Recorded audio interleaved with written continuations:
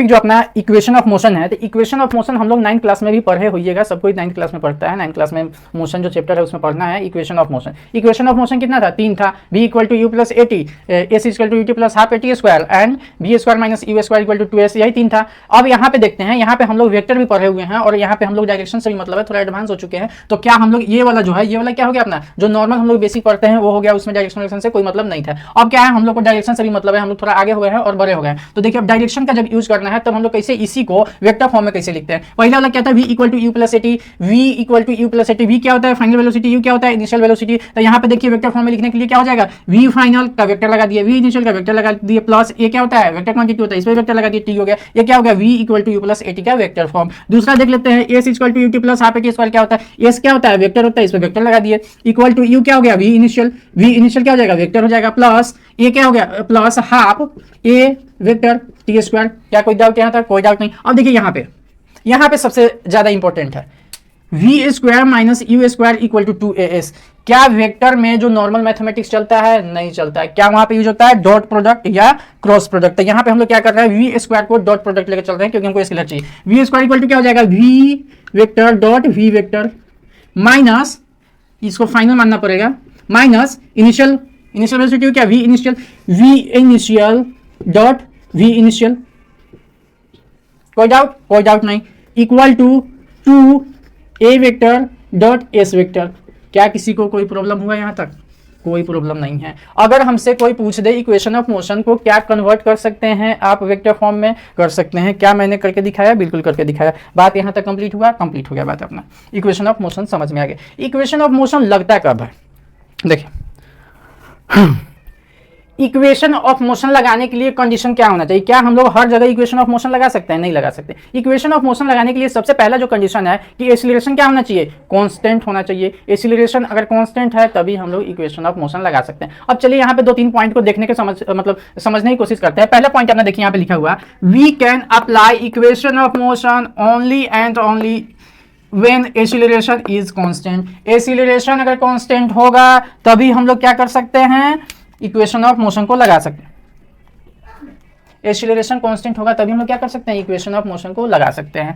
If acceleration and velocity both are in same direction then magnitude of velocity increases. अब देखिए acceleration और velocity अगर same direction में है तो उसका वेलोसिटी इंक्रीज होगा। कहने का मतलब है कोई ए बॉडी है, इसका एक्सीलरेशन भी मान लीजिए इस तरफ है और इसका वेलोसिटी भी इस तरफ है, तो क्या दोनों जुट के बड़ा होगा? बढ़ेगा। क्या दोनों जुट के बढ़ेगा? बिल्कुल बढ़ेगा। अगर कोई इसी डायरेक्शन में है और इसी डायरेक्शन में कोई जा रहा है और उसी डायरेक्शन में धक्का मार दी तो क्या उसका स्पीड बढ़ेगा? बिल्कुल बढ़ेगा। बात समझ में आया? अब तीसरा पॉइंट देखिए, if acceleration and velocity are opposite to each other then magnitude of velocity decreases।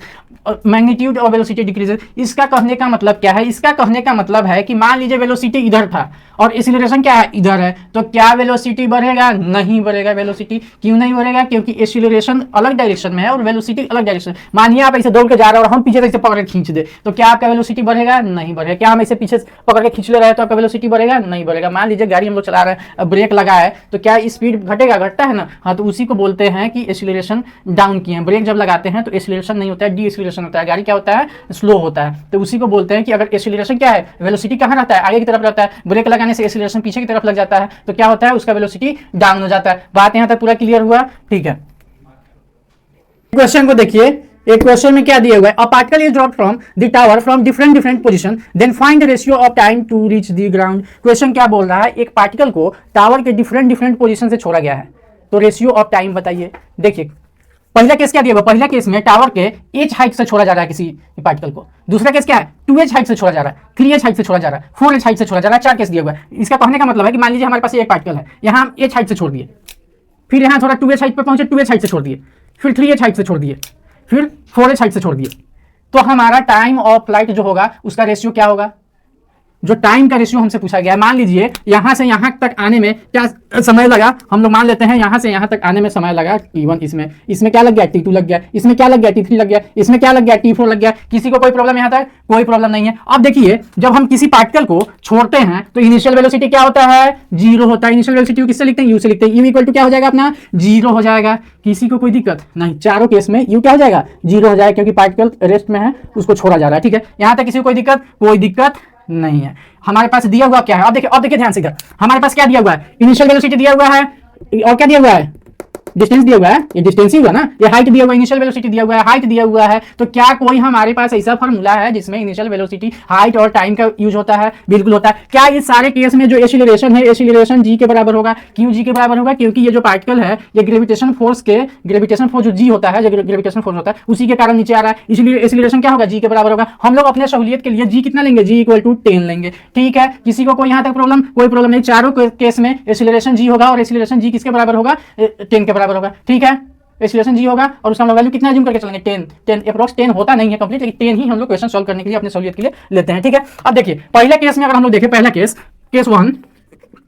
One में क्या है? एच हाइट से छोड़ा जा रहा है, तो हमारे पास कौन सा फॉर्मूला है जो लगा है? कौन सा फॉर्मूला लगेगा? मोशन वाला लगेगा फॉर्मूला, इक्वेशन ऑफ मोशन लगेगा। इक्वेशन ऑफ मोशन कितना है? 3 है। v equal to u plus a t, s equal to u t plus half a t square, v square minus e square equal to 2as। हमारे पास दिया हुआ क्या है? इनिशियल वेलोसिटी दिया हुआ है, एक्सीलरेशन दिया हुआ है, और हाइट दिया हुआ है। तो हमारे पास कौन सा फॉर्मूला बचता है? वही का फॉर्मूला नहीं लगेगा, क्योंकि v equal to u plus a t, v नहीं दिया हुआ है, और v नहीं दिया हुआ है, और t नहीं दिया हुआ है, दो वेरिएबल हो जा रहा है। दूसरा का जो क्वेश्चन है, दूसरा का जो फॉर्मूला है, दूसरा का फॉर्मूला क्या होता है? S equal to u t plus half a t square. क्या एस दिया हुआ है? एस दिया हुआ है। क्या हमारे पास एस दिया हुआ है? इनिशियल वेलोसिटी दिया हुआ है। तो हमारे पास अननोन क्वांटिटी क्या बच जाएगा? उसमें अननोन क्वांटिटी सिर्फ टी बच जाएगा। तो इसी वाले फॉर्मूले को हम लोग लगाएंगे। ठीक है, अब देखिए s equal to u t plus half a t square.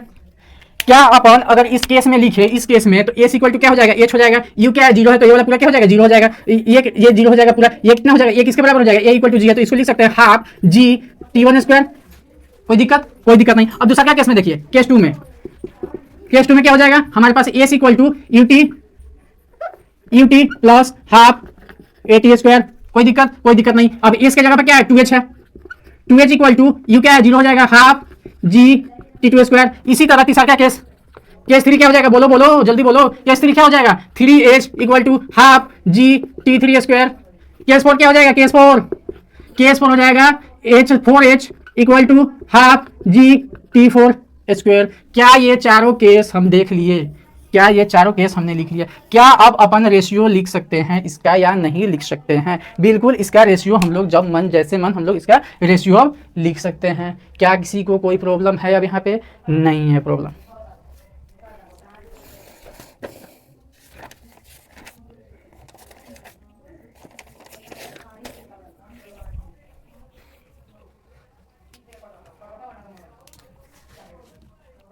क्या रेशियो निकाल के भी आपको दिखा ही देते हैं भाई, इतना क्या टेंशन ले रहे हो? देखो यहां से 2 को इधर भेज देते हैं, 2h जी को नीचे डाल देते हैं, जी इक्वल टू क्या हो जाएगा? t1 square.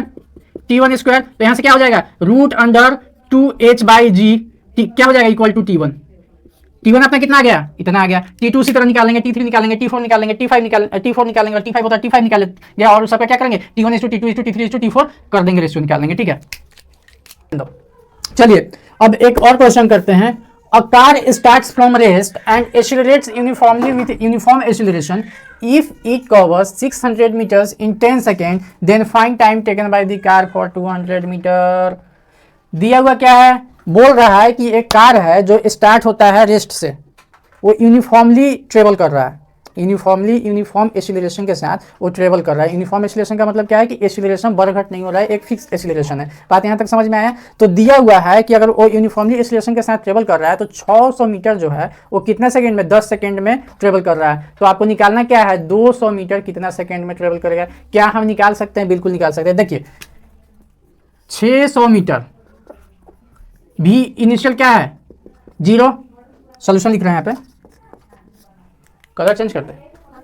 किधर है मार्कर? ब्लू वाला। देखो इनिशियल वेलोसिटी 0, एक्सीलरेशन क्या है? कांस्टेंट है। टाइम कितना दिया हुआ है? Time equal to 10 second. ये डिस्टेंस कितना दिया हुआ है? 600 मीटर। 600 मीटर डिस्टेंस दिया हुआ है, इनिशियल वेलोसिटी दिया हुआ है, टाइम दिया हुआ है, तो क्या हम इसमें क्या क्या निकाल सकते हैं? क्या हम फाइनल वेलोसिटी निकाल सकते हैं? क्या हम एक्सीलरेशन निकाल सकते हैं? क्या हम एक्सीलरेशन फाइनल वेलोसिटी ये दोनों बच रहा है, क्या एक्सीलरेशन और फाइनल वेलोसिटी इसका निकाल सकते हैं? बिल्कुल निकाल सकते हैं। क्या इसका 200 मीटर पर निकाल सकते हैं? बिल्कुल निकाल सकते हैं। देखिए कैसे निकालते हैं, देखिए यहाँ पे ध्यान दीजिए आप। देखिए इनिशियल वेलोसिटी, तीन फॉर्मूले हमारे पास होते हैं। पहला क्या करना है, तीनों फॉर्मूले को देखिए, v equal to u plus a t. अगर इस फॉर्मूले को लगाना है तो क्या क्या चाहिए, फाइनल वेलोसिटी चाहिए या इनिशियल वेलोसिटी चाहिए, ए चाहिए, टी चाहिए। हमारे पास दिया हुआ क्या है, टी तो है हमारे पास, इनिशियल वेलोसिटी भी है, लेकिन दो वेरिएबल आ जा रहा है। क्या ये लगेगा, नहीं लगेगा। एक और होता है s equal to u t plus half a t square.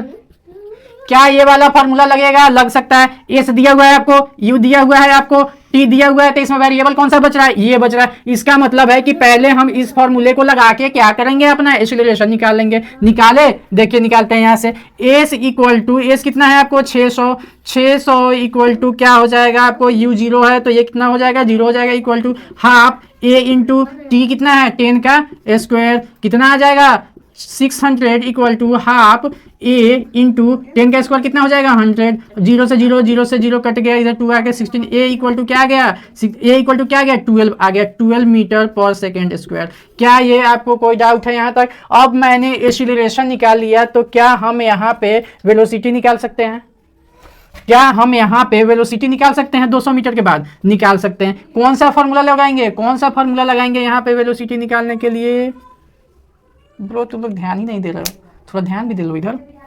देखो ये कितना है 200, ये कितना है 200, ये कितना है 200। क्या हमारे पास डिस्टेंस दिया हुआ है, डिस्टेंस दिया हुआ है। क्या हमारे पास इनिशियल वेलोसिटी दिया हुआ है, दिया हुआ है। अगर फाइनल वेलोसिटी यहाँ पे निकल जाता, इनिशियल वेलोसिटी दिया हुआ है, डिस्टेंस दिया हुआ है, एक्सीलरेशन दिया हुआ है, तो क्या ये टाइम हम लोग निकाल सकते हैं? बिल्कुल निकाल सकते हैं। कौन सा फॉर्मूला लगाएंगे, s equal to u t plus half a t square. क्या निकाल सकते हैं यहाँ पे, टाइम हमको पूछा हुआ है, टाइम हमको निकालना है। तो देखिए एस कितना है 200, यू कितना है 0 है, प्लस हाफ, ये कितना है 12 है, टी कितना है नहीं पता है। इस केस में टी नहीं पता है, इसको मान लेते हैं T1, ठीक है, T1 मान ले रहे हैं इसको। तब देखिए क्या हम लोग यहाँ से T1 निकाल सकते हैं, बिल्कुल निकाल सकते हैं। 2 से गया 6 हो गया, 200/6 आ जा रहा है। T1 स्क्वायर इक्वल टू 200/6 आ रहा है। किसी को कोई प्रॉब्लम है यहाँ तक? कोई प्रॉब्लम नहीं होना चाहिए। तो क्या यहाँ से T1 निकल सकता है, 2 से कट जाएगा, ये 100 हो जाएगा और ये 3 हो जाएगा। क्या यहाँ से T1 आ जाएगा, T1 इक्वल टू हो जाएगा 10/√3। क्या किसी को कोई प्रॉब्लम है यहाँ पे? नहीं है। देखिए अभी वाला क्वेश्चन देखते हैं। A ball is projected from a tower of 525 meter with speed 20 meter per second in upward direction. Then find time of flight of ball, total distance traveled by the ball, average speed of the ball. देखिए question बोल रहा है कि एक आदमी है, एक ball को, देखिए क्वेश्चन क्या बोल रहा है, क्वेश्चन बोल रहा है कि एक बॉल है, सपोज ये टावर है, तो इस टावर पे कोई खड़ा है और उसको क्या कर रहा है, बॉल को 20 के स्पीड से ऊपर की तरफ उछाल रहा है। जब बॉल को 20 के स्पीड से ऊपर की तरफ उछाल रहा है, तो ये नीचे ग्राउंड तक पहुंचने में उसका कितना टाइम लगेगा वो निकालना है। उसका कितना टाइम लगेगा वो निकालना है, कितना डिस्टेंस कवर किया वो निकालना है, और एक और क्या दिया हुआ है, एवरेज स्पीड निकालना है बॉल का। क्या ये सारी चीज हम कर सकते हैं? कर सकते हैं। देखते हैं कैसे होता है। देखिए सिचुएशन क्या है, सिचुएशन है कि ये एक टावर है, ब्लू से करते हैं ताकि सॉल्यूशन में दिखेगा। देखिए सिचुएशन है कि ये एक टावर है। अब इस टावर से 20 वेलोसिटीज के साथ, 20 स्पीड के साथ, 20 स्पीड के साथ किसी एक ऑब्जेक्ट को फेंका जा रहा है, किसी एक पार्टिकल को, एक बॉल को 20 वेलोसिटी के साथ ऊपर की तरफ उछाला जा रहा है। कैसे उछाल रहे हैं, ऐसे मान लीजिए उछाल रहे हैं, तो उछाल रहे हैं तो बॉल का वेलोसिटी कुछ दूर जाने के बाद क्या होगा, रुक जाएगा बॉल। क्या होगा, कुछ दूर जाने के बाद बॉल क्या होता है, अपना डायरेक्शन चेंज कर लेता है और वो नीचे की तरफ आने लगता है। कभी भी कोई भी ऑब्जेक्ट अपना डायरेक्शन कब चेंज करता है स्ट्रेट लाइन मोशन में, तभी चेंज करता है जब उसका वेलोसिटी क्या हो जाता है, 0 हो जाता है। इसका मतलब क्या है कि बॉल का वेलोसिटी ऊपर जाके क्या हो जाएगा, 0 हो जाएगा। वेलोसिटी कब 0 होगा, उस समय 0 होगा। वेलोसिटी जब 0 होगा तो डायरेक्शन क्या हो जाएगा, चेंज हो जाएगा। तो बॉल इनिशियली क्या करेगा, इधर से इधर की तरफ जाएगा, और फाइनली उसके बाद जब वहां पे वेलोसिटी 0 हो जाएगा, उसके बाद बॉल क्या करेगा, ऊपर से नीचे की तरफ आने लगेगा। नीचे आने में कितना डिस्टेंस ट्रेवल करेगा, यहां तक आने में इतना डिस्टेंस ट्रेवल करेगा। क्या बात आपको समझ में आ गया? समझ में आ गया। क्वेश्चन यही है, क्वेश्चन है कि एक टावर पे से एक बॉल को 20 वेलोसिटी के साथ ऊपर की तरफ उछाला जा रहा है, तो कितना डिस्टेंस ट्रेवल करेगा, उसका टाइम ऑफ फ्लाइट क्या होगा, मतलब कितना देर तक हवा में रहेगा, और उसका एवरेज स्पीड निकालना है। तो क्या ये क्वेश्चन समझ में आ गया? देखिए मेथड वन देखते हैं हम लोग। सिंपल जो मेथड वन में हम लोग करेंगे कि जो इक्वेशन ऑफ मोशन है उसका यूज करेंगे। देखिए अगर हम लोग यहाँ से यहाँ तक का बात करें तो हमारे पास क्या दिया हुआ है, v दिया हुआ है। जो अगर हम लोग ये ग्रेविटेशन के अंडर में बॉल फेंक रहे हैं तो g क्या हो जाएगा, एक्सीलरेशन क्या हो जाएगा, एक्सीलरेशन इक्वल टू 10 मीटर पर सेकंड स्क्वायर हो जाएगा। g के बराबर क्या हम ले सकते हैं, बिल्कुल ले सकते हैं। अब एक्सीलरेशन किधर लग रहा है, नीचे की तरफ लग रहा है। वेलोसिटी किधर है, ऊपर की तरफ है। बात यहाँ तक समझ में आया। वेलोसिटी बॉल का किधर है, अगर बॉल का देखें तो वेलोसिटी किधर है, ऊपर की तरफ है। एक्सीलरेशन किधर है, नीचे की तरफ है। तो ये वेलोसिटी को क्या करेगा, डाउन करेगा, इसलिए इसको निगेटिव एक्सीलरेशन बोलेंगे। इसको कितना लेंगे, g इक्वल टू इस केस में -10 हो जाएगा। बात समझ में आया, बात समझ में आया, ठीक है। अब देखिए यहाँ पे हमारे पास पहले केस में टाइम ऑफ फ्लाइट निकालना है। टाइम ऑफ फ्लाइट निकालने के लिए पहले इसका टाइम ऑफ फ्लाइट निकालेंगे, फिर इसका टाइम ऑफ फ्लाइट निकालेंगे। क्या निकाल सकते हैं, बिल्कुल निकाल सकते हैं। क्या यहाँ से यहाँ तक t निकाल सकते हैं, हमारे पास v पता है, u पता है, g पता है, तो क्या हम t निकाल सकते हैं, निकाल सकते हैं। v इक्वल टू क्या होता है, u प्लस at, a के जगह पर क्या लिख दे, gt, v equal to u plus gt हो गया। अब v कितना हो गया, v अपना कितना है, v कितना है, फाइनल वेलोसिटी 0, इनिशियल वेलोसिटी कितना है 20 है, g कितना है -10 है, इनटू t कितना आ जाएगा यहाँ से 2 सेकेंड। क्या ये टाइम ऑफ फ्लाइट अपना निकला 2 सेकेंड। किसी को कोई प्रॉब्लम, यहाँ पे कोई प्रॉब्लम नहीं है। अब देखिए, अब दूसरा का केस देखिए, यहां से यहां तक गया, उसके बाद क्या करेगा, यहां जाने के बाद ये नीचे आएगा। नीचे कहां तक आएगा, यहां तक आएगा। ये कितना अपना लेंथ दिया हुआ है 25 मीटर, ये कितना है 25 मीटर है। और ये कितना ट्रेवल किया वो नहीं पता मेरे को। अब देखिए, अब यहां से यहां अगर आना है, यहां से यहां आना है तो कितना डिस्टेंस ट्रेवल करेगा ये नहीं पता है। इसका फाइनल वेलोसिटी पता नहीं है, टाइम ऑफ फ्लाइट नहीं पता है। तो क्या हमको पहले क्या करना पड़ेगा, ये वाला डिस्टेंस निकालना पड़ेगा। ये वाला डिस्टेंस अगर हम लोग निकाल लेते हैं तो क्या इसको नीचे कितना आना होगा, क्या हम ये बता पाएंगे, बिल्कुल बता पाएंगे। क्या इस वाले केस के लिए हम लोग डिस्टेंस निकाल सकते हैं, बिल्कुल निकाल सकते हैं। कौन सा फॉर्मूला लगाएंगे, s equal to u t plus half g t square. Time of flight अपने को पता है, टाइम ऑफ फ्लाइट पता है, इनिशियल वेलोसिटी पता है, तो क्या हम इसको लगा सकते हैं, बिल्कुल लगा सकते हैं। अब देखिए s equal to u t plus half AT square, ये क्या फॉर्मूला हो गया। लेकिन अगर इस यहाँ देख रहे हैं तो ये लेंदी हो जा रहा है, तो हम लोग कौन सा फॉर्मूला लगाते हैं, v square minus u square equal to 2as, v square minus u square equal to 2a की जगह पर GS, ठीक है। अब देखिए वी स्क्वायर कितना हो जाएगा, 0 का स्क्वायर माइनस 20 का स्क्वायर कितना होगा 400 इक्वल टू 2 इंटू जी कितना है -10 है, तो माइनस इसको बाहर निकालो, इंटू 10 इंटू एस। क्या ये बात समझ में आई, समझ में आ गई। 0 से 0 गया ब्रो, 2 से 20 आया यहाँ, तो एस कितना आ गया, एस इक्वल टू 20 मीटर। बात यहाँ तक समझ में आई। यहाँ से यहाँ ये कितना ऊपर गया, ये यहाँ से 20 मीटर ऊपर गया है। समझ में आ गया, ये वाला क्या समझ में आया। अब देखिए इस बॉल का ऊपर कितना गया 20 गया, नीचे इसका हाइट इसका कितना है टावर का 25 है, तो अब इसको आना कितना है, टोटल ये वाला लेंथ कितना होगा 45 मीटर। क्या ये समझ में आया। अगर अभी हम यहाँ पे आपको दिखाने चाहें, मतलब यहाँ पर अगर हम लोग देखें तो total distance table by the ball हमारा निकल चुका है। ये वाला डिस्टेंस और ये वाला डिस्टेंस को अगर हम लोग ऐड कर देंगे तो total distance table by the ball अपने को पता है। यहाँ तक क्लियर हुआ, ठीक है।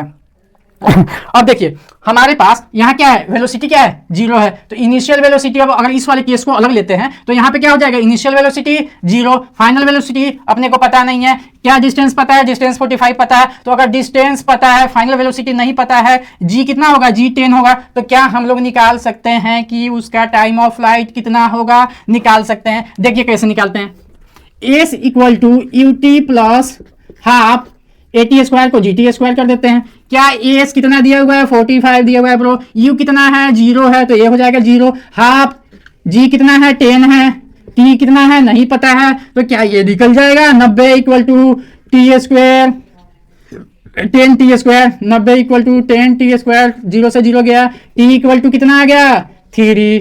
क्या समझ में आया, यहां से यहां तक आने में कितना समय लगेगा 3। तो क्या हम लोग टाइम ऑफ फ्लाइट निकाल लिए, टोटल टाइम ऑफ फ्लाइट कितना आया, टोटल टाइम ऑफ फ्लाइट कितना आया, टोटल टाइम ऑफ फ्लाइट कितना आ गया 2 + 3 5 सेकेंड। तो इसका आंसर कितना हो गया 5 सेकेंड, 5 सेकेंड ब्रो, 5 सेकेंड हो गया इसका आंसर। ये समझ में आ गया, ठीक है। अब average speed of the ball आपसे पूछ लिया गया है, average speed of the ball बताइए क्या होगा। एवरेज स्पीड का फॉर्मूला क्या होता है, total distance travel by total time taken. Total distance कितना है 20 + 45 कितना हुआ 65, टोटल टाइम टेकन कितना हुआ 2 + 3 5। तो क्या हम लोग एवरेज स्पीड निकाल सकते हैं, एवरेज स्पीड हो जाएगा, एवरेज स्पीड हो जाएगा आपका वी एवरेज स्पीड एवरेज कितना हो जाएगा 65/5 कितना आ गया 30 मीटर पर सेकेंड। क्या आ गया अपना एवरेज स्पीड आ गया, टोटल डिस्टेंस टेबल आ गया, टाइम ऑफ फ्लाइट आ गया। क्या ये हमने निकाल लिया? निकाल लिया। लेकिन